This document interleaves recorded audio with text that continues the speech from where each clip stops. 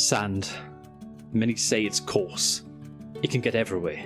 But to me, it's a lifestyle. I see the people of these lands, the Aserai, as my brethren. I grew up in a village not far from Sanala. A trader took me in and showed me how valuable life can be. His name was Hakim Khan. He never had children, but I could tell that he saw me as his own kin. I could never repay his kindness. He saved my soul. And I promise on the great golden camel that I will live my life to the fullest in his honour. I do, however, have my parents, my real parents, to avenge. You see, I'm not originally from the sands of the Aserai, oh no. I was born in the green forests of Calradia, deep in the heartlands of the Botanian lands. My family lived in the village of Bringlass. They were simple farmers, innocents. But the war came to us. Valandia came to us. With their red capes and black horses, they tore through the village, stole our livestock, burned our homes to ash, and imprisoned our people. My parents, brave as ever, resisted capture. They smuggled me into the departing caravan cart and gave me all the remaining belongings, some gold, and a banner. I did not realise how pivotal this banner was at the time, but I took it anyway. As I scrambled away in a panic, with my face laying low in the cart, I turned over my shoulder to see hundreds of Valadian banner knights surround my parents. They fought bravely, and were able to take down a few horses until they succumbed to their wounds and expired. One word lingered in my mind. Like a moth to a distant moon, it was all I could see, all that I could hear. It consumed me, took over me, enraged me. I heard it shouted on that fateful day. Death hurt.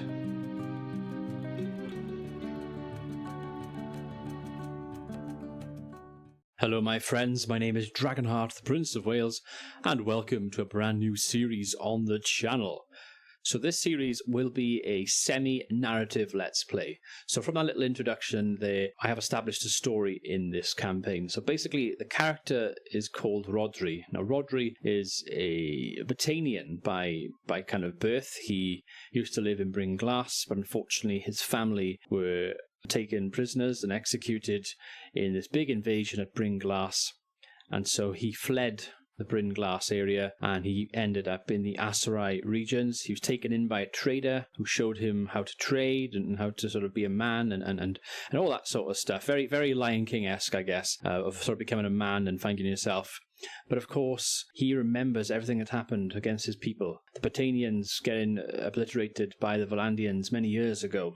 And he wants to rise up and fight them again, the Valandians, and avenge his parents and eventually execute Durthert, get his revenge on him. Of course, Durthert being the leader of the Valandian faction. But first, he's got to build up and get to that stage in his life. So I hope you enjoyed the little introduction there. It took me quite a bit of time to put it all together. So I'd appreciate it if you could sort of drop a like on the video if you enjoyed that intro and if you think you're going to enjoy this sort of series. I would also ask as well to subscribe if you think you're going to enjoy this kind of Bannerlord content.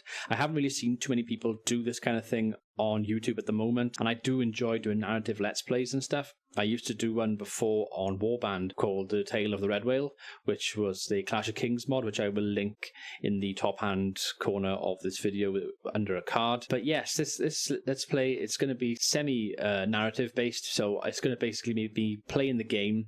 I'm going to be adding little bits of story and video and stuff throughout the campaign, and I'm going to sort of make it a bit more well-produced than an average kind of let's play, I guess. So if you like that kind of thing, then by all means, like I said, drop a like because I would appreciate it.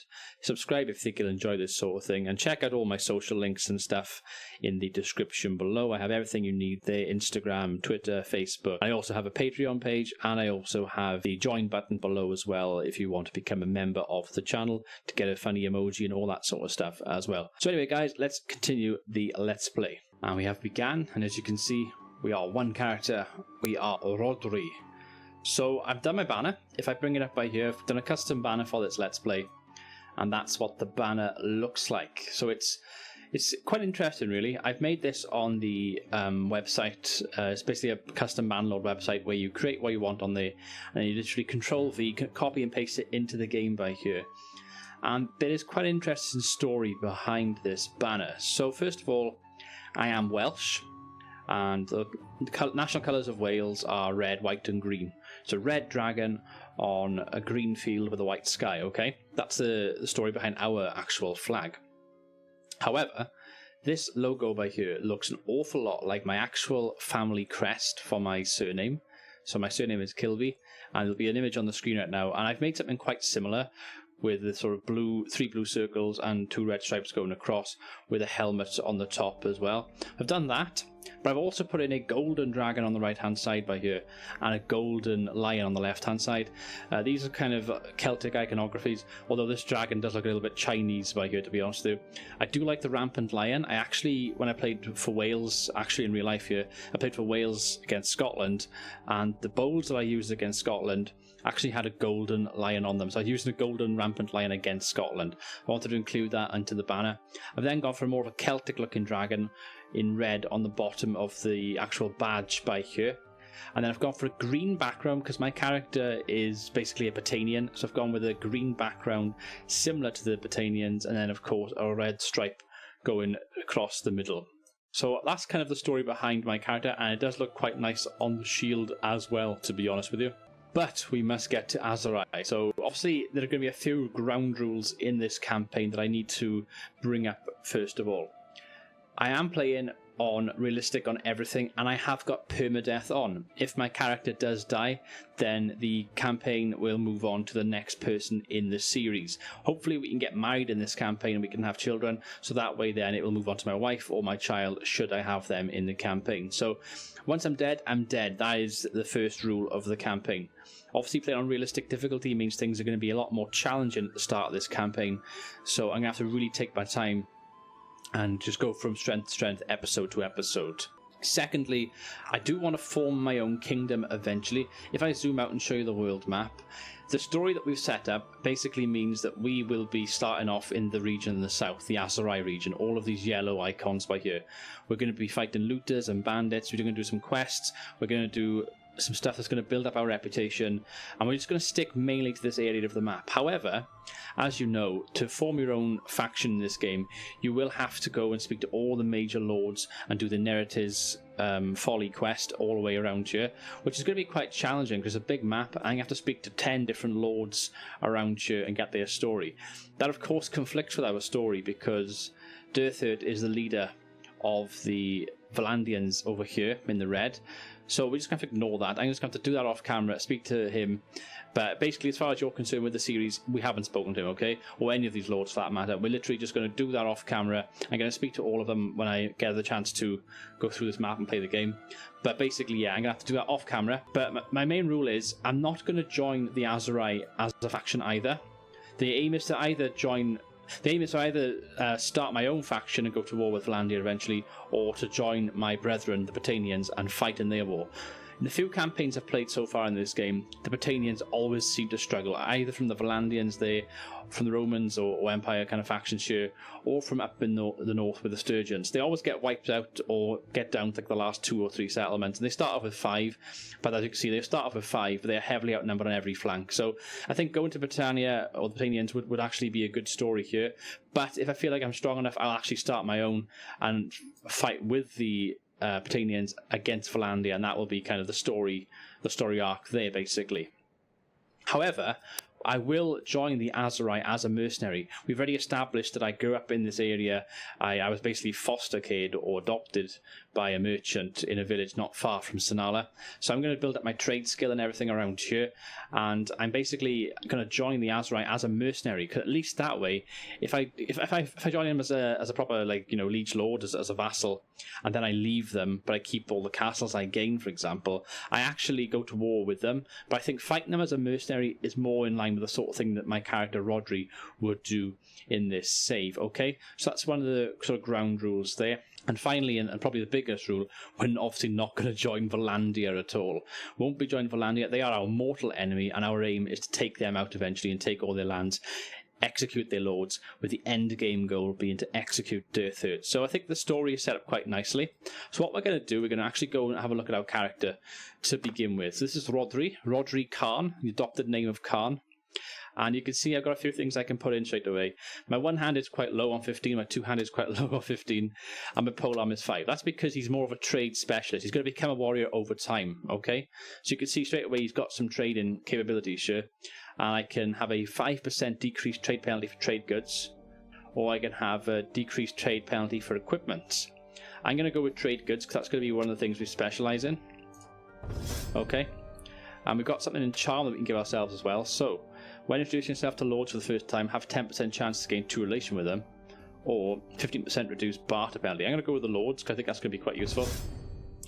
Got one in athletics. Your quiver will have 2+ arrows when you enter battle on foot. Your thrown weapons will have +1 weapon if you start on foot. I'm going to go with the extra thrown weapon because, and you'll notice how I'm going to play this. I'm basically going to be fighting with throwing weapons and a two-handed axe or a two-handed sword, mainly because I want to differentiate my character from my previous Let's Play. My previous Let's Play that I'm doing on the channel right now, I'm fighting with a one-handed sword, I'm fighting on horseback, and I'm fighting with a bow.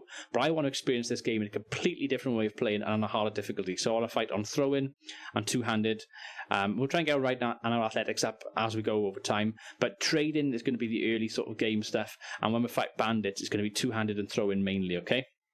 So throwing, we've got 1 point here, so again I can get myself 15% increased accuracy with throw-in weapons. I've also got a focus point that I can use, and I think to begin with I'm going to actually put it in my two-handed just so I can get that up enough so I can start using two-handed weapons. But this is Rodri. We've already established the flag and the meaning behind the flag and who he is and his backstory. A good tip early on in a game as well is to give yourself quartermaster. So I'm just going to give myself quartermaster.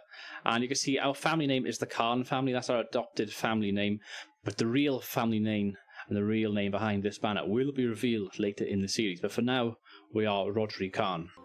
And we have our first battle of the campaign. We only have 4 by here. We're going to go against 7 looters early on. This is going to be a challenge.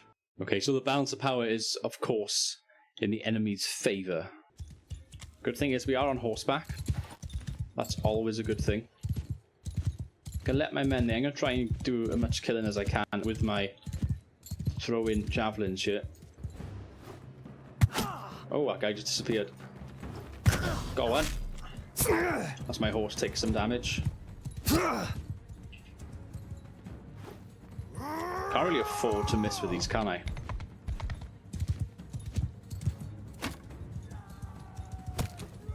Bit of damage. I've just missed from point blank range. Got him. Just like that, we've done it. I took half damage from looters. It just shows you how more difficult this is going to be with the settings. They were just throwing stones at me, and look how weak I've gone down already with my health. But the good thing is I get a prisoner from this battle, and also I'm able to recruit. I'm going to go with an archer, just so an archer against looters is going to be great. And we've actually earned some stuff here, which I don't know if it's going to be any better than what we've got. These leather shoes. Let's see, my leather shoes are currently at 12. That's no good. Rugged Gamson's not really any better than... Oh, actually it is slightly better than what I've got. And the sleeveless garment's not going to be used at all. And what I'm going to do, I'm going to go back to Poros here. I'm going to actually save as much stuff as I can, get as much money traded as I can, really, and see what we can come up with here. I do gain 84 from it, which is quite handy, although my health is fairly weak. And this looks like it could be a good deal here. Silver ore at Lycaron is 113. I know I can trade this at Poros for 224 or Zionica for 208. I'm just going to buy some of this. Actually, I'm going to buy all of it for 625, and let's see if we can make a bit of a profit here. Okay, so I've sold all this. I've made a slight profit, so I'm quite happy with that. And look at this by here, pottery. I can buy it for 63. Lycaron will pay 184 for it. So let's just get as much pottery as we can here. We can get 846 worth of pottery, and let's make some serious money. And that was a really good deal. I'm going to get 1,380 just from just getting rid of all of that pottery. And again, a very good deal here. Back at Lycaron, I can get more clay. Only cost me 15 each, and I can sell for 45. Let's just get as much of this as I possibly can as well. And again, a profit on the clay.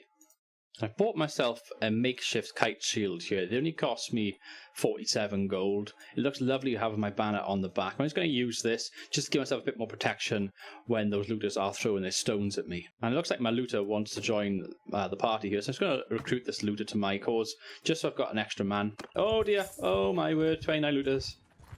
Get away. Oh my word, we're going to be up against 29.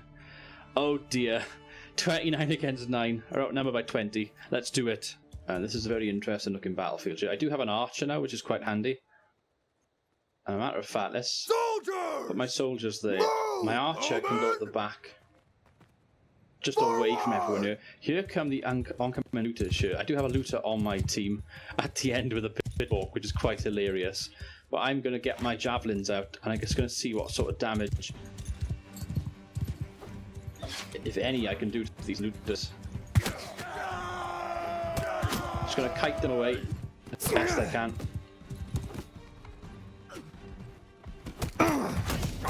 Killing the looter, which is good. And my recruits are killing the looters, which is good to hear.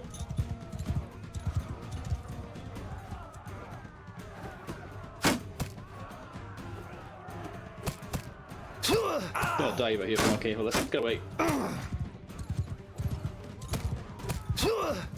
Oh, I'm stuck on a rock. Oh, run away. Ah, my recruits appear to be down. This is not looking good. I think we have to abort, guys. We've lost this battle. Oh my word, what a horrible end to this battle. We are retreating. We couldn't even take on the looters. Oh, look at this. We've been captured. What a horrible way to end the episode. Goodbye.